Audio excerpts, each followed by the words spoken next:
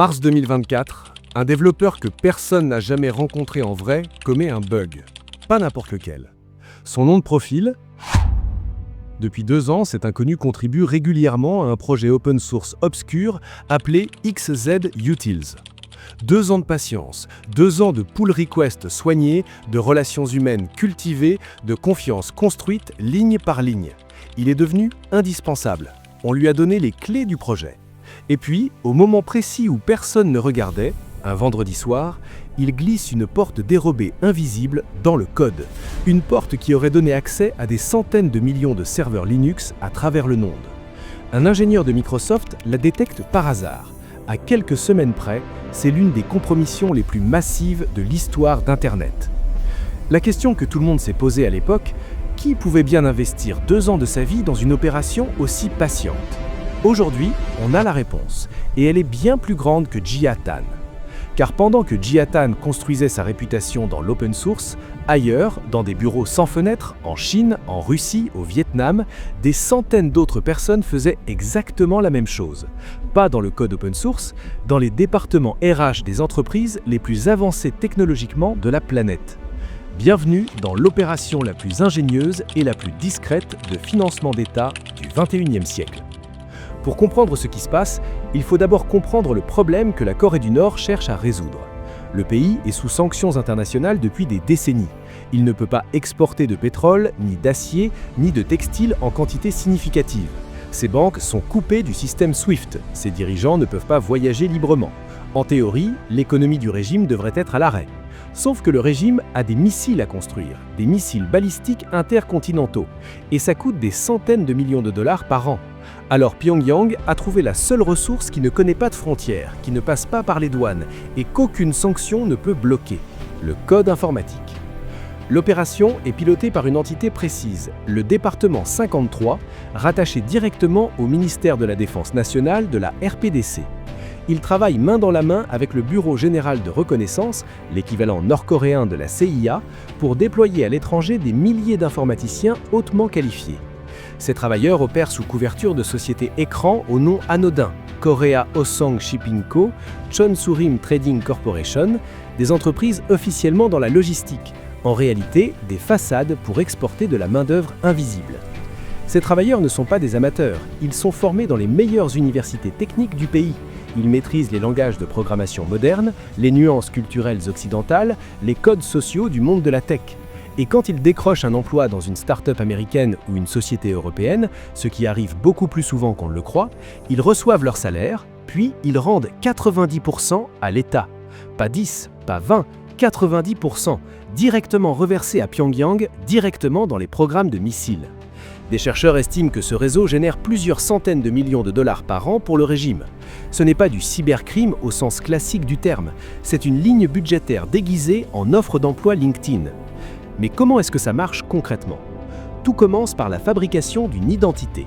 Pas un simple faux CV, une vie entière. Les agents achètent ou volent les données personnelles de vrais citoyens américains ou européens. Numéro de sécurité sociale, adresse, parcours académique.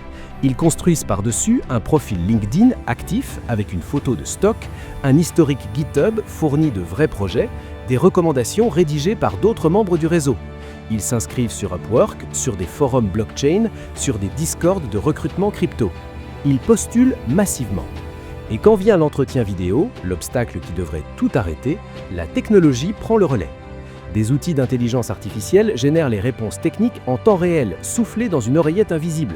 Des voice changers corrigent l'accent. Dans les cas les plus sophistiqués, des technologies de remplacement de visage font correspondre en direct l'apparence de l'agent avec la photo du passeport volé qu'il a présenté. En 2025, des chercheurs ont documenté des pipelines entièrement automatisés, capables de générer des identités synthétiques crédibles en quelques heures. Mais il reste un problème physique. Quand une entreprise embauche quelqu'un à distance, elle envoie un ordinateur portable à son adresse, une vraie adresse, dans un vrai pays occidental. C'est là qu'entre en scène le maillon le plus fascinant de toute la chaîne. Christina Marie Chapman avait 49 ans quand les enquêteurs du FBI ont frappé à sa porte. Ce qu'ils ont trouvé à l'intérieur a pris tout le monde par surprise. 90 ordinateurs portables, soigneusement branchés et connectés à Internet, empilés dans ce qui ressemblait à un entrepôt improvisé. Chapman gérait ce qu'on appelle dans le milieu une ferme de laptops. Son travail était simple, recevoir le matériel envoyé par les entreprises, le brancher, installer un logiciel d'accès à distance et laisser faire. Depuis l'autre côté de la planète, un opérateur prenait le contrôle total de chaque machine. Pour les serveurs de l'entreprise, la connexion venait bien d'Arizona, États-Unis. Tout était normal.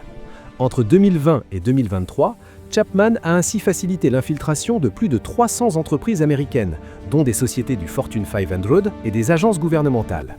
Le réseau a généré 17,1 millions de dollars. Elle a utilisé les identités volées de 68 citoyens américains. En 2025, un tribunal américain l'a condamné à 102 mois de prison. The sentence is final.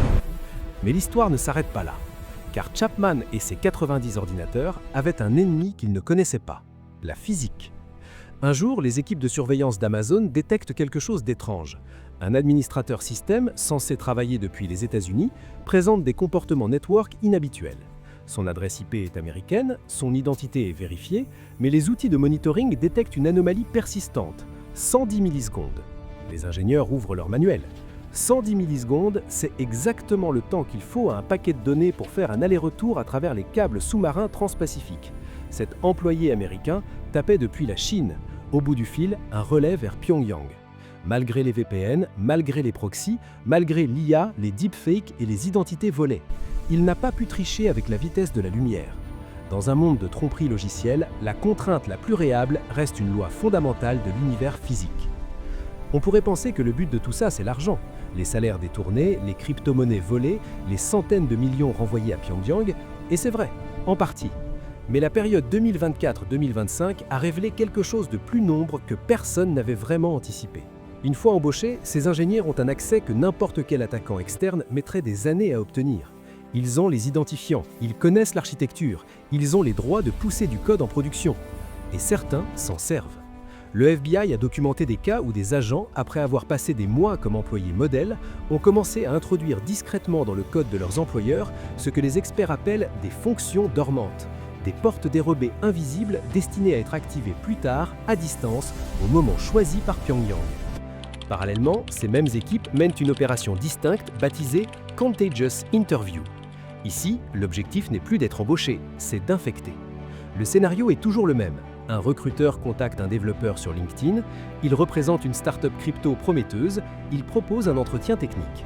Pour que ça soit concret, pourriez-vous cloner ce dépôt GitHub et faire rouler le projet?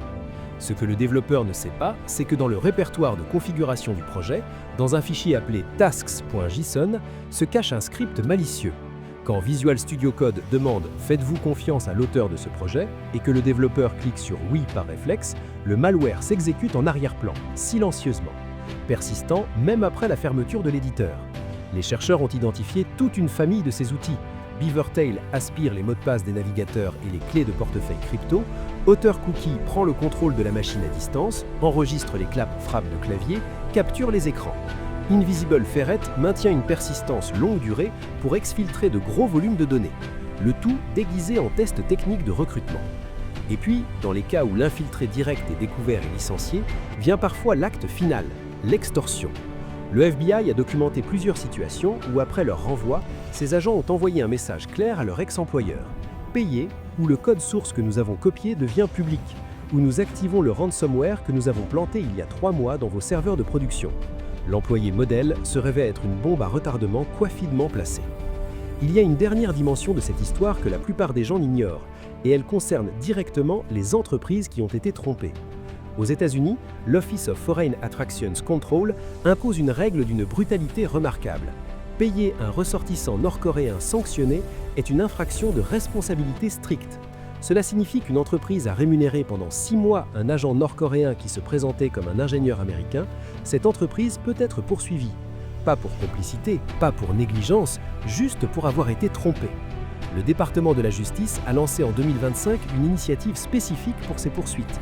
Et si l'entreprise est cotée en bourse, elle doit signaler l'incident à la SEC comme événement matériel.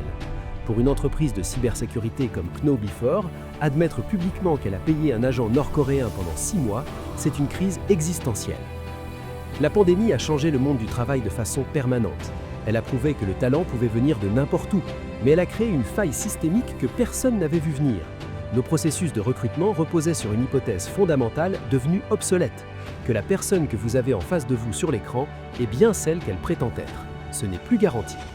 La Corée du Nord a regardé le monde basculer vers le télétravail et a compris avant tout le monde que les départements RH venaient de devenir la nouvelle surface d'attaque. Pas les pare-feux, pas les mots de passe, les offres d'emploi. Et le plus troublant de tout ça, c'est que la technologie toute seule ne peut rien contre quelqu'un qui est prêt à investir des mois, parfois des années, à construire une relation humaine authentique. Les algorithmes ne détectent pas la patience. La vraie ligne de défense n'est plus dans vos serveurs, elle est dans la formation de vos recruteurs, dans la rigueur de vos vérifications d'identité, dans la culture de vigilance que vous construisez au sein de vos équipes. Car dans l'économie numérique mondiale, votre prochain collaborateur distant est peut-être, en ce moment même, en train de taper sur un clavier à Pyongyang, à 110 millisecondes de chez vous.